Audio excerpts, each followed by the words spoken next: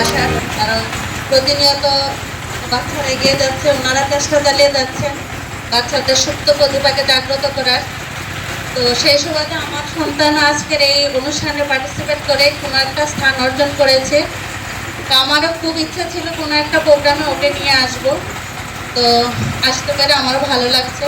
তবে হ্যাঁ, কোনো প্রতিষ্ঠানই ছোট নয়, ছোট থেকেই আস্তে আস্তে বড় প্রতিষ্ঠান হয়।